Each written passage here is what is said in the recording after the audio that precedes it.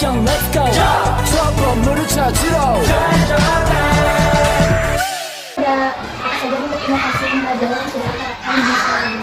Jadi sebelumnya perkenalan dulu ya, aku Novanita, kebetulan di SD ini mengajar di SMA.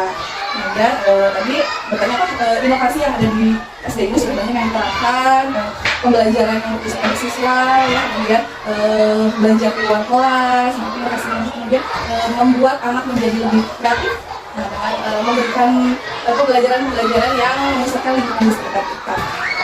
Pembelajaran di luar sekolah itu Contohnya kita misalnya sesuaikan lingkungan yang ada, kemudian kita ambil contohnya kita mau mengambil pembelajaran di IPAS, kalau di kurikulum sekarang kita bisa ambil salah satu pembelajaran misalnya mencari kata dulu. Nah, kita bisa gunakan lingkungan sekolah juga dengan menyimpan pertanyaan-pertanyaan di sekitar lingkungan sekolah, kemudian anak-anak keluar, terus mereka mencari pertanyaan, kemudian akan menjawab bersama kelompok. Jadi membuat siswa juga lebih kreatif, lebih menyenangkan gitu belajar di luar sekolah, di luar kelas. Terus menurut Ibu, gimana sih peran guru dalam menciptakan inovasi pembelajaran?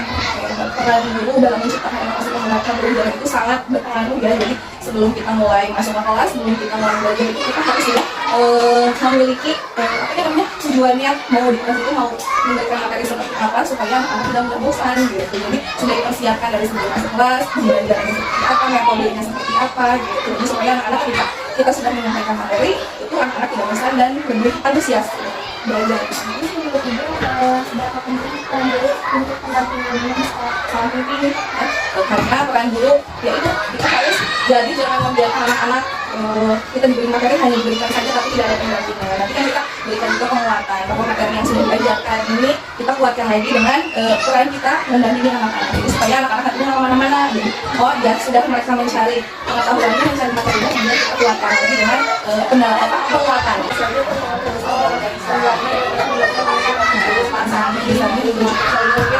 Terutama siswa di sekolah ini di kelas ibu ada 9 siswa dan tidak semua siswa itu bisa cepat menangkap, cepat menyerap apa yang kita sampaikan. Kita juga harus bisa memberikan bahwa sebagian siswa itu mereka sudah menyerap materinya dan sebagian lagi mungkin agak lama gitu. Kita juga harus bisa menyatukan supaya anak kalau yang sudah cepat bisa kasih apa ini, kasih apa, kalau yang masih agak lambat kita juga harus beri ekstra juga gitu.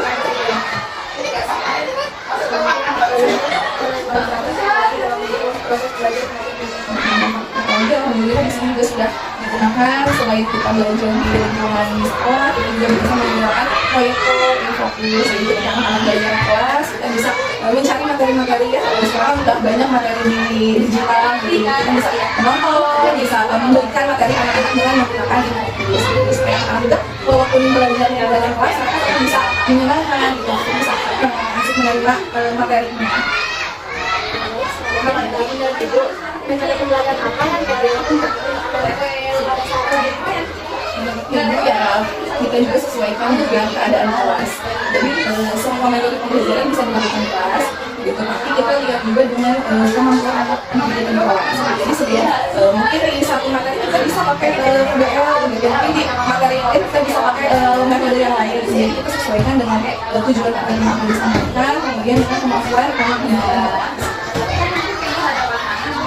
biasanya untuk anak yang sudah disebutkan yang mungkin agak lambat jadi Ibu melakukan apa di dalam pembelajaran. Jadi ketika kita sudah menyampaikan materi, kemudian kita lihat ada anak yang sudah memang bisa mengikuti, ada juga yang masih kita akan berikan pengeluaran yang sudah bisa itu kita berikan pengajaran, jadi mereka bisa melakukan tugas yang lainnya. Nah kemudian untuk anak-anak yang masih tertunda kita bisa berikan pendalaman materi lagi yang lebih jadi kita misalkan biasanya kalau ibu di kelas gitu misalkan dulu nanti yang bisa kita berikan pengajaran materi selanjutnya yang bisa kita lakukan pendalaman supaya kalau di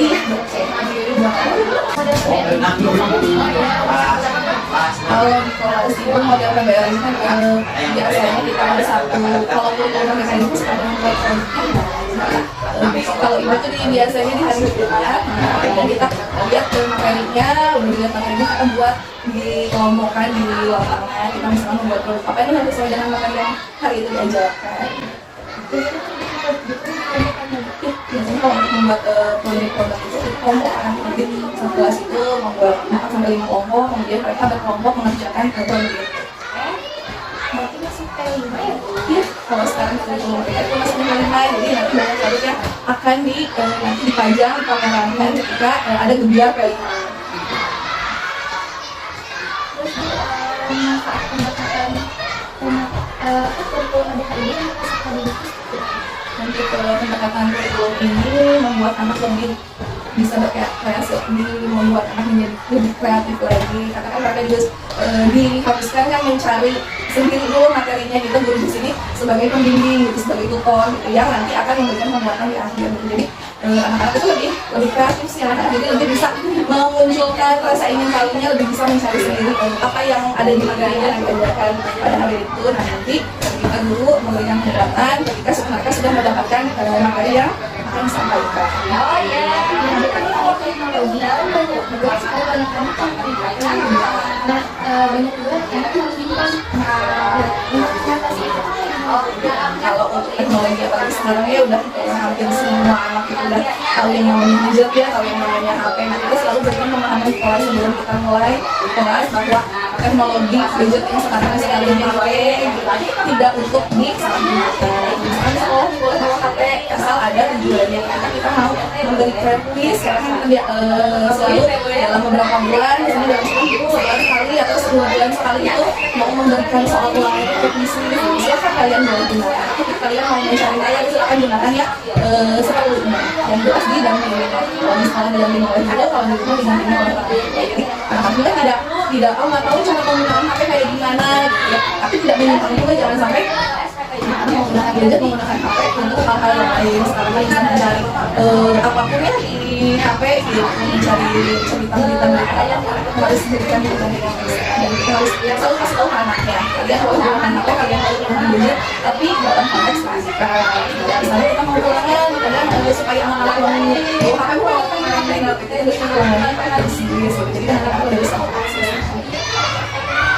untuk mendukung si Di sekolah banyak ya, contohnya dengan alat-alat peraga yang disediakan oleh kita oleh pendidik di sebelum sekolah. Kita perlihatkan bahwa benda apapun apa saja bisa digunakan untuk sebagai alat pembelajaran.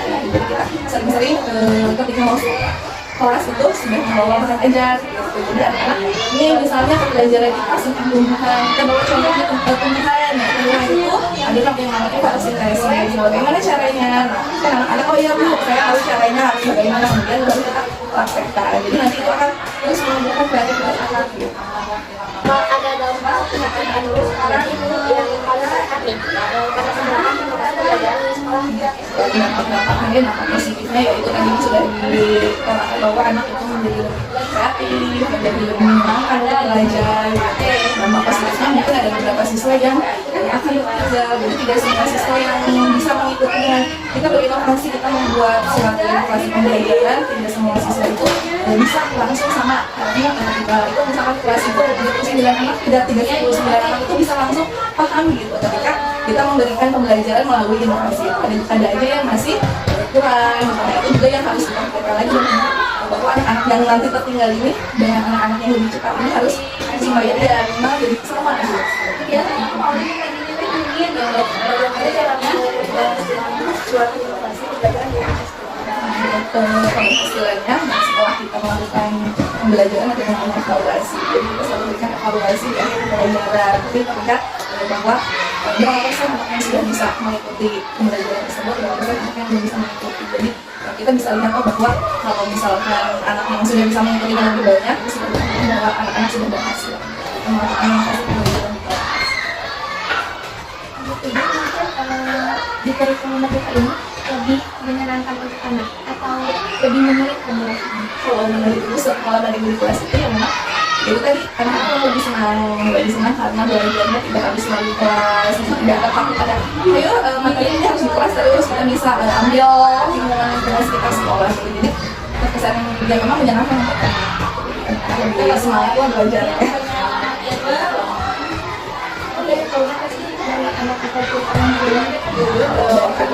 Selama ini dalam mereka mengikuti orang tua, mungkin memang ada beberapa orang tua yang memang melakukan belajar atau mungkin ada beberapa yang memberikan tugas itu kadang kita ayo silakan kalian cari sendiri. Kemudian kalau misalnya di rumah itu kan sudah pasti orang tuanya juga harus ikut dalam pendidikan anak. Jadi kalau orang tuanya yang belum bekerja atau yang salah satunya sibuk dan merasa berat, jadi kenapa tugasnya seperti ini, kenapa tugasnya merasa sibuk. Jadi kalau anak-anak sejauh ini mereka menghadapi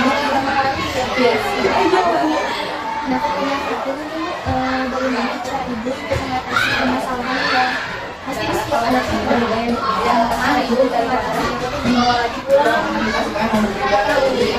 selalu lihat dulu lihat kemampuan anak sampai sejauh mana. Kemudian kita bisa memberikan kalau misalnya anak-anak itu tidak selalu semua ada anak yang tidak bisa murung gitu, mungkin dia sedang ada masalah di rumah, mungkin sedang kesal. Jadi kita selalu buat membangkitkan semangat dulu sebelum belajar dengan memberikan disiplin sendiri. Kemudian nanti ketika ada sedang ada kesulitan kita ajak buat ngobrol bareng.